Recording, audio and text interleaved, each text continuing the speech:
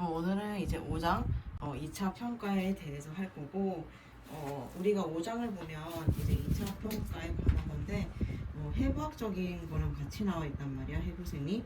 하지만 이 해부생리는 다른 이제 과목에서도 강의에서도 우리가 많이 했기 때문에 이 부분 넘어가고 이제 평가하는 방법에 대해서만 우리가 짚고 넘어가도록 할게. 그래서 책으로 보면은 우리가 페이지 91쪽이 이제 2차 평가에 관한 내용이고,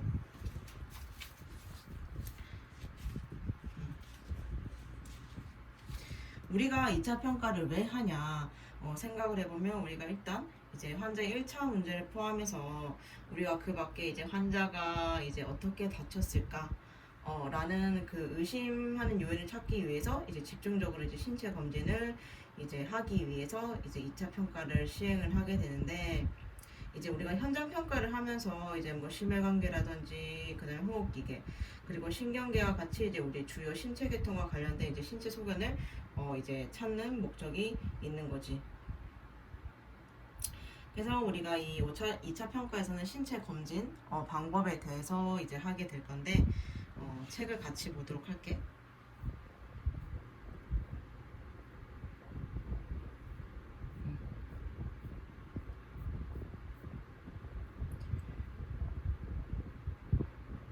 자, 페이지 94쪽. 페이지 94쪽에 보면 우리 2차 평가의 목적이 나와 있어. 그래서 같이 보게 되면 2차 평가의 목적은 환자의 1차 문제를 포함하여 응급구조사가 의심하는 요인을 찾기 위한 집중 신체 검진을 수행하기 위함이다. 그래서 현장 평가를 하는 동안에 심혈관계, 호흡기계, 그리고 신경계와 같은 주요 신체 계통과 관련된 신체 소견을 찾아야 할 것이다.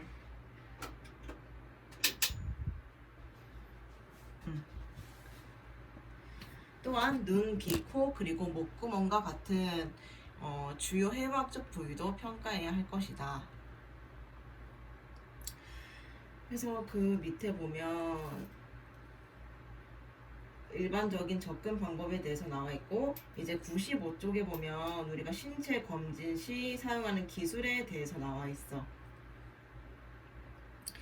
그래서 옆 페이지로 넘어가서 여기 마지막 단락을 보면 응급구조사의 임상 경험과 연습은 이 장에서 배운 기술들을 실제 응급 상황에 적용할 능력을 배가시킬 것이다. 응급구조사가 환자에게 사용하는 기술들은 환자의 병력 수집, 안정, 도모, 의사소통 능력, 그리고 잠재적인 질환의 가능성에 따라 다양해질 것이다. 신체 검진 기술에 대해서 나와 있어. 신체 검진 기술에는 우리가 알고 있듯이 시진, 촉진, 타진, 청진 이렇게 해서 이제 시, 촉, 타, 청인데, 이제 네 가지 기술 시진, 촉진, 타진, 청진은 전형적인 신체 검진의 기본이다. 그래서 우리가 시진에 대해서 이제 먼저 나오게 되는데, 시진을 보게 되면 이제 시진은 정보에 근거한 관찰의 과정이다.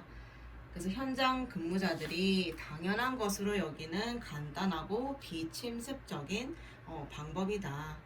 또한 시진은 이제 환자 상태를 평가할 수 있는 가장 유용한 방법 중에 하나이다.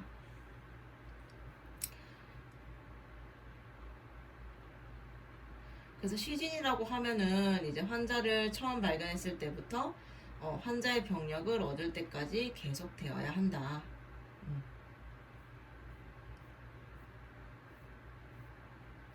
그래서 그 다음 장을 넘어가게 되면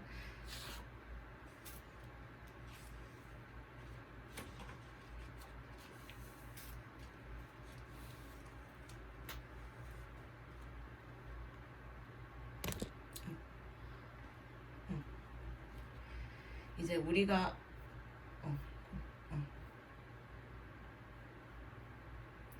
일단 환자의 의식이 명료한지 아니면 무의식적인지 또는 정신이 혼미한지를 우리가 봐야 하고, 환자가 바닥에 누워 있는지 아니면 똑바로 앉아 있는지 아니면 신체 어느 한 부분이 불편한지로 봐야 되고, 이제 환자가 이제 호흡마다 정상적으로 숨을 쉬는지 아니면 헐떡거리면서 숨을 쉬는지도 잘 관찰을 해야 한다. 그래서 응급구조사는 환자의 신경계, 근골격계, 호흡기계에 대해 주의 깊게 관찰함으로써 많은 것을 알 수 있다. 그래서 환자 병력을 얻고 신체 검진을 하는 전 과정 동안 정서전 및 의식 상태의 변화에 주의를 기울여야 한다.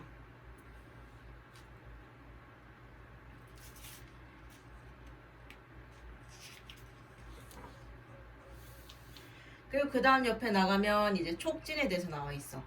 촉진이라고 하면 보통 환자를 평가할 때 시진 다음 단계이며 어느 경우에는 시진과 동시에 이루어질 수가 있다.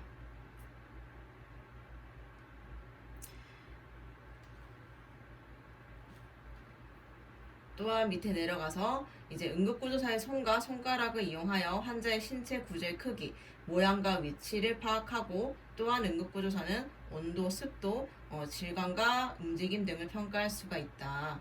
그래서 응급구조사는 종양, 누름 통증, 붓기, 연축, 경직, 통증과 비빔소리를 파악할 수 있어야 한다. 그리고 만약에 촉진이 능숙하다면 방광, 팽만, 간, 비대, 가정면으로 박동하고 있는 배대동맥 또는 태아의 위치까지 알 수 있다.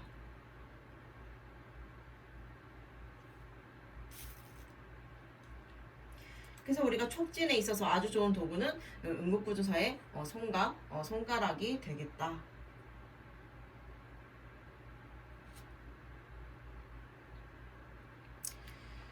그래서 밑에 내려가게 되면 이제 촉진은 가볍게 하거나 깊게 할 수가 있는데 응급구조사는 손과 손가락에 압력을 가하여 깊이를 조절한다. 깊은 촉진은 누름 통증을 이끌어낼 수 있고 조직과 체액을 파열시킬 수도 있으므로 가벼운 촉진을 먼저 실시해야 한다. 그래서 그 가벼운 촉진이라고 하면 약 1cm 정도가 적당한 압력이다. 그래서 1cm 정도로 이제 적당한 압력이며 같은 압력으로 촉진을 실시한다면 맥박을 느낄 수도 있다. 그래서 너무 강한 압력으로 촉진을 실시하다 보면 감도가 떨어질 뿐만 아니라 이제 환자가 손상을 입게 될 수도 있다.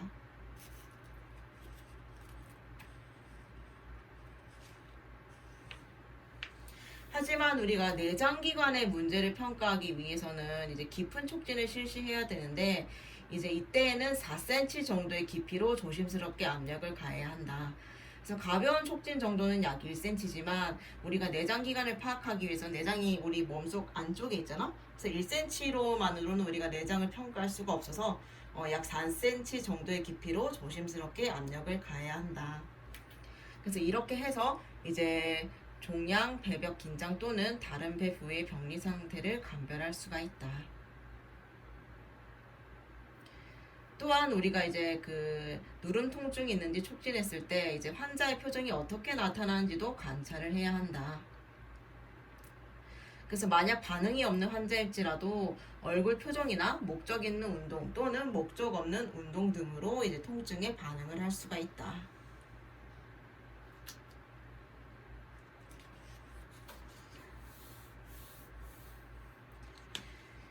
그 다음에 이제 타진. 타진은 이제 어떤 물체로 다른 물체를 두드려서 음파를 만드는 것이다. 이 기술은 한 손의 손가락 관절을 다른 손의 끝으로 치는 것을 말한다.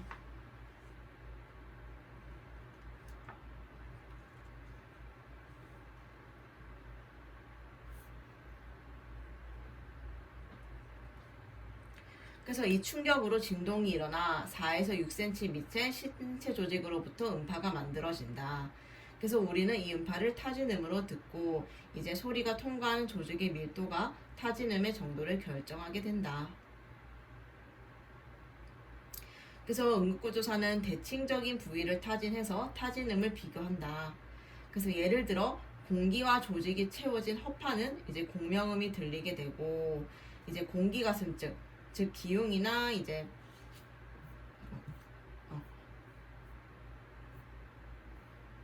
폐공기증 이제 같은 경우에는 가슴에 공기가 채워져 있어 과도 경명음이 들린다.